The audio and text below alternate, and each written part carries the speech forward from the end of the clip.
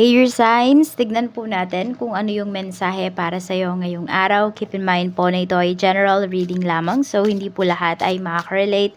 So be open-minded. Sa mga hindi pa po nakasubscribe dito sa ating channel, please subscribe na po kayo. And palike na din po ng ating video. At sa mga nais naman po mag-avail ng ating private readings, ng ating Evil Eye Amulet, ng ating Tiaras Bracelet, makikita nyo po yung link sa description box. Tarot Intentions by Aliana Reyes. Okay, tignan natin kung ano po yung mensahe para sa'yo ngayong araw na ito. So, we have I'm planning a romantic date or weekend, Netflix and chill like old times. Like old times. I want to cook for you, no strings. Naku, ang hirap naman ito, oh. Meron dito gustong magpaka-romantic sa'yo. Namimiss ka niya. So, pwedeng may past kayo nung taong to. Kaya lang, sabi niya dito is huwag kang mag-expect. Diba? Sweet siya. Yun yung pinapakita niya sa'yo. Yun yung pinaparamdam niya. Sweet siya. Pero walang kayo. So, mag-iingat ka sa ganitong tao. Okay? Iwasan mo na kung nandito ka man sa ganitong sitwasyon kasi wala kang aasahan dun sa tao na yun. Kung sino man tong nagsasabi na to na ganito. Air signs. Tignan natin kung ano pa yung mensahe. Baka tinatake advantage ka lang ng taong yan. So, wag kang magpatuklaw. Ayan. Tignan natin ano pa yung mensahe para sa'yo. Ano ba yung mga pwedeng maganap sa araw mo?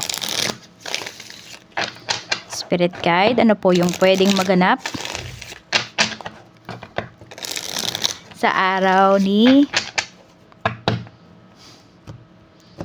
Air signs, Gemini, Libra, and Aquarius.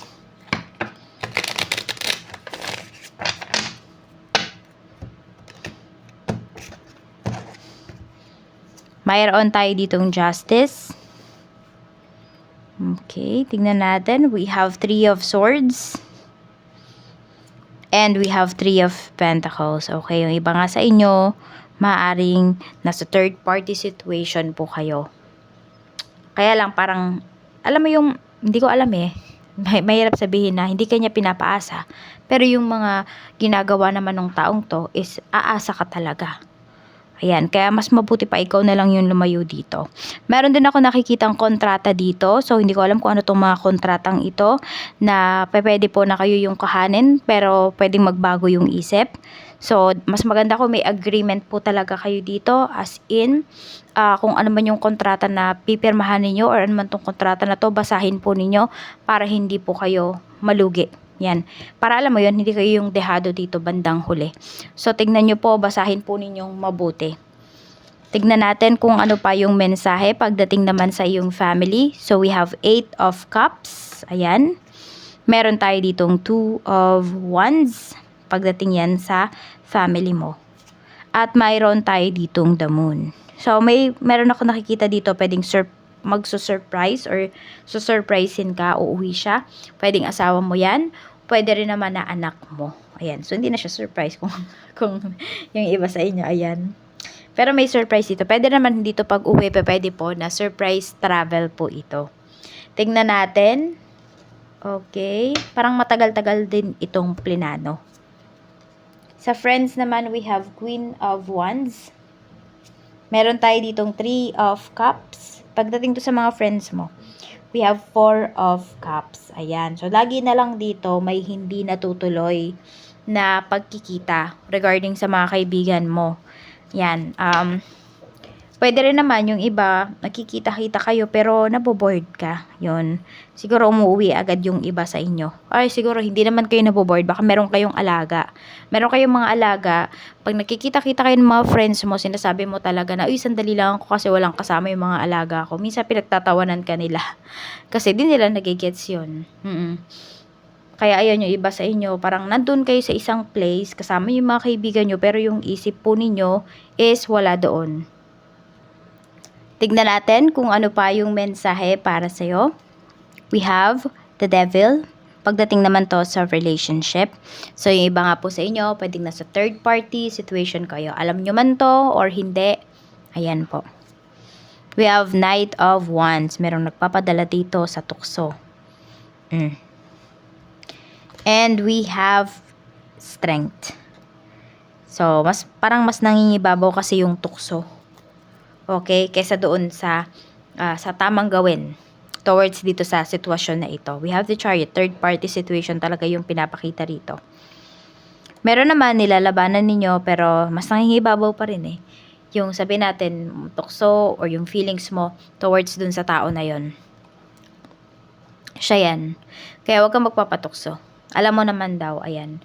Kung ano man yung pinapakita niya sa'yo, dahil lang meron siyang gustong makuha sa'yo. Ayun yun. Kaya nga yun, no, I'm planning a romantic date.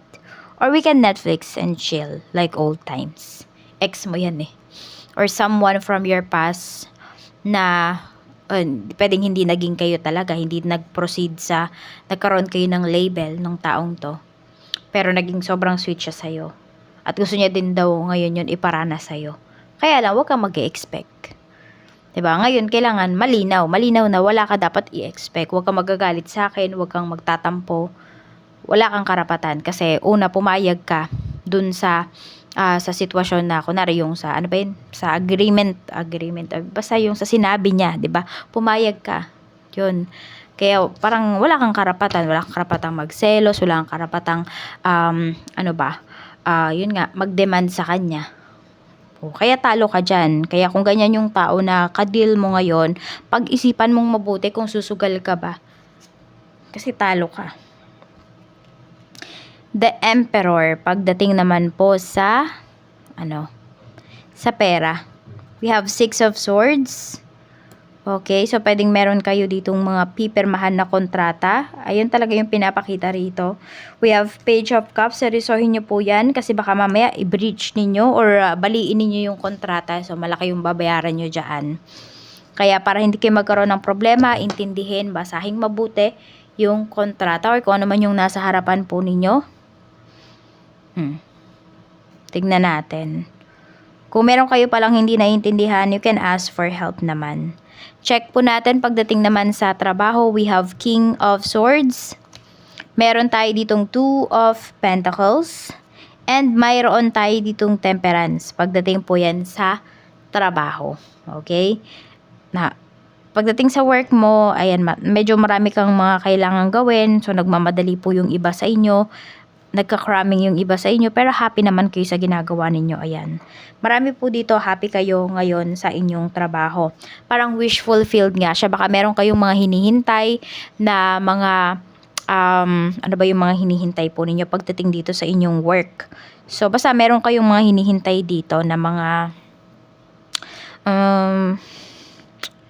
pwedeng salary increase, yung iba naman sa inyo na matapos nyo talaga yung work ninyo at mapuri, yan, mabigay yung credit sa inyo.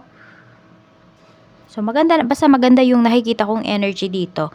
Nai-stress, yes, pero part of the work, yan, kaya huwag nyo masyadong dibdibin. Tingnan natin, pagdating naman po sa iyong negosyo, we have 4 of Pentacles.